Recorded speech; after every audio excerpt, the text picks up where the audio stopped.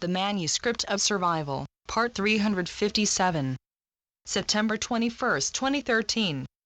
We come again to give you all a huge pat on the back, and even if this will sound perhaps a bit condescending to some, take it for what it truly is, a sign of our utmost respect for the work you all carry out.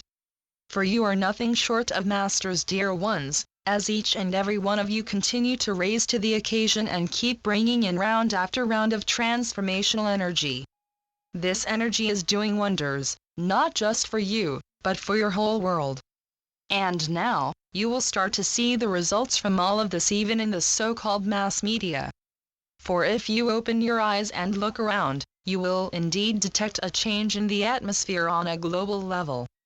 The rhetoric of hatred and fear is starting to fade away in some of the hotspots around your world, and instead, you will find the talk of reason passing over the lips of leaders hitherto more interested in spreading distrust and incite anger in their fellow men.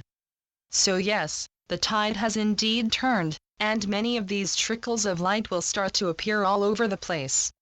And never forget, the reason they are appearing is your willingness to let all of this light pass through your physical vehicle and into the very ground upon which you tread. It may sound improbable and naive to some, but it is indeed this very fact that has ensured that this planet of yours is going through a rebirthing process at the same time as you are. For you are intrinsically linked to her, your mothership, if we may call her that, and through you, her closest allies. A grand flow of energetic uplifting has been surging for a very long time now. Too long, it may seem to some of you, as your physical vehicles at times have been carrying a more than heavy burden. But the mass you have managed to transmit so far is by no means a trifling one, for it has pushed the limits in every sense of the word, and it has managed to tip the scale squarely in favor of the light. For this has been a process of rebalancing something that has been immensely off balance for eons, and as such, the road to achieved equilibrium has been a long and arduous one. And when we say equilibrium in this case, it is not a case of equal distribution of darkness and light. Rather, it is a predetermined ratio of the two vital components in creation that has been set up as the ideal one a long time ago. This may sound confusing, but it is in fact a ratio that goes by the name of the golden ratio.